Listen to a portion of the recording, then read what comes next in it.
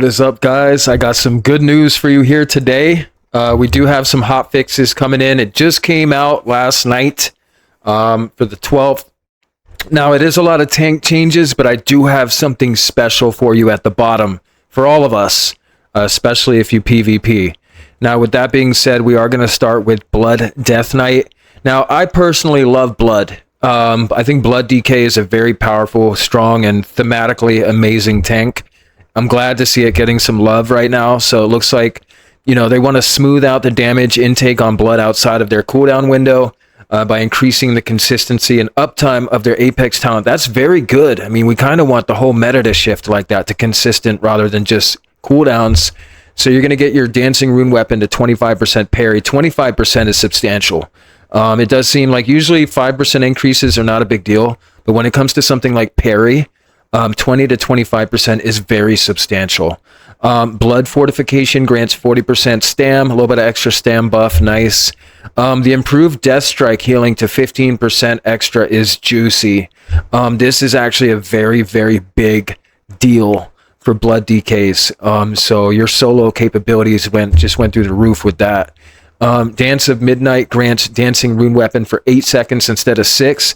That's great. 6 seconds is actually extremely low in 2026. WoW.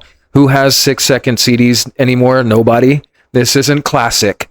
In retail, we're spoiled. So in retail, we like our 20 and 30-second CDs. I'm talking about as far as like at least uptime, right? So 8 seconds is more than welcome. Dance of Midnight, chance to proc, 12.5% instead of 10. Now, this is another one of those examples where only a 2.5% increase, but it's massive. 10% is pretty low. That's my bare minimum. Even if I play a spec or class that takes no crit, I am absolutely tilted if my crit is anything under 10%. That's the very minimum threshold I like. So 12.5 is very, very good for a proc rate. Now, Death and Decay, okay, can be tracked. Now we're on Demon Hunter. Vengeance Demon Hunter's baseline defenses are most lacking, while cooldown availability and values are currently serving the spec well. As a result, we will be primarily targeting core values for health and damage reduction, with an additional smaller increase specifically to armor. And we do like armor buffs.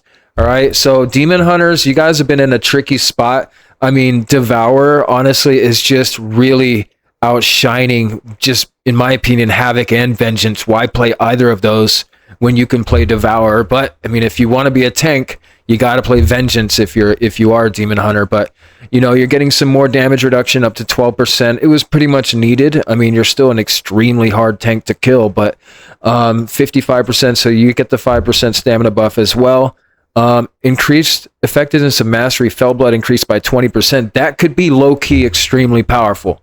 I'm not a Vengeance main, but I would imagine any type of mastery buff to any class or spec in the game by 20% is extremely substantial. Void Reaver now causes frailty to reduce damage by 5% instead of 4. Minimal 1% increase there.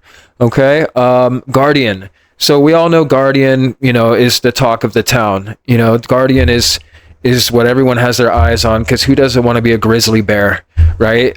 Thrash reduced, direct damage reduced by 25%. So they buffed your AoE last tuning. Now it looks, and they brought your single target down last tuning. Now they're still wanting to bring some direct damage down. So you guys must just be that good, to be honest with you. Elune's Favor now heals for 15% of the arcane damage dealt instead of 25%. Not too crazy there, guys. You're just not going to be immortal, guys. You're still going to be top tier. This 25% heals like that passively just makes you immortal. So bringing it down to 15% is not game breaking. I hate to break it to you, because I know you Guardian Druids love to cry. Crying is your favorite thing to do, and what's ironic about it is not a single one of you is main Guardian Druid since this season started. So unless you're an OG Guardian from like Wrath or something, God forbid TBC, I don't even know if they existed back then you can talk. Marksmanship. Fixed an issue where explosive shot and salvo didn't properly grant lock and load from the shrapnel shot that was applied. Okay. And I think that's the least of Marksmanship's problems right now, but okay. I personally don't want to be pigeonholed back into the explosive shot playstyle, especially with explosive shot not doing a lot of damage, but we'll talk about that on another day. Paladin. With these changes, we're aiming to improve baseline durability for protection paladins by increasing passive effects, which contribute to effective health. Okay, so we're addressing on-demand survivability with adjustments to defensive cooldown, coverage, and strength. With that being said, Blessing of Dusk reduces damage taken by up to 20%, increasing as your health decreases was 10%. That's pretty substantial. A 10% minor health, HPS gain as your health decreases is not very helpful. You got classes like DKs with 35% damage reduction. You've got classes like Shaman with a 60% HP proc.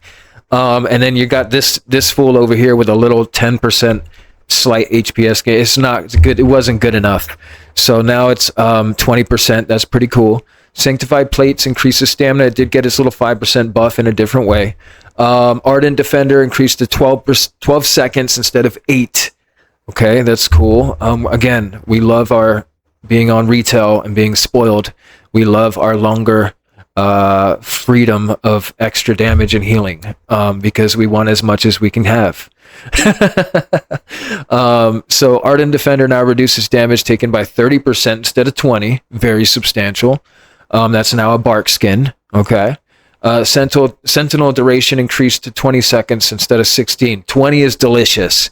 20 is really where you want your stuff to be at. If it's a shorter, like if you have like a 45-second burst CD and it lasts 20 seconds, you've got it made, baby. I think Warrior's kind of close to that right now. You've got it made, just to let you know. In any case, Shaman. Issue with Downpour, nothing there. Diabolist, nothing there. Warrior. Okay, Protection. Protection, I feel like they haven't gotten too much attention aside from some damage buffs. Melee damage mitigation is quite strong, but it is a bit behind from magical attacks. Yes, this is Prot's weakness. And damage over time effects. These changes are aimed to strengthen those areas, as well as making it easier to maintain healthier ignore pain values. Okay, so Fight Through the Flames reduces magic damage taken by 6% instead of 4. Okay, we'll take it. Phalanx reduces damage enemies deal to you by 8% instead of 5. Pretty sizable. I mean, so it's on par with the rest of the tanks. And then Ignore Pain effectiveness increased by 8%. Okay, I mean, it doesn't necessarily address the magical part, but I mean, you got a little bit of more passive kind of defensive mitigation. Okay, not bad. Delves, I'm not going to leave any of you PvE players out. If it says something relevant, I will mention it. Delves, Light Spores, and Sunkiller Sanctum should no longer interrupt channeled spells. So cute. Aww. Now you don't have to press a kick during that cute little window. Anyways, back to the real shit.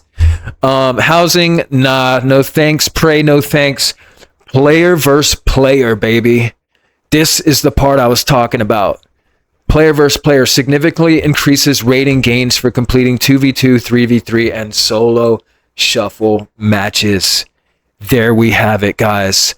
This adjustment is intended to meaningfully improve progression as the season continues to support healthier ladder movement. We'll continue to monitor rating distribution and make further adjustments as needed. This is extremely amazing, guys. So all you new players that are kind of worried about getting in the gym and boxing with us, is you're going to be able to get that 1800 set now, simply by you might even just get lucky and get it, because you can win, maybe just get that extra 4th game in, or even as a healer sometimes go 2 and 6 and actually gain rating. Now, I'm not telling Blizzard to give it to you for free. I just don't want your souls to be crushed when you go up against the best warlock in the game at 1900.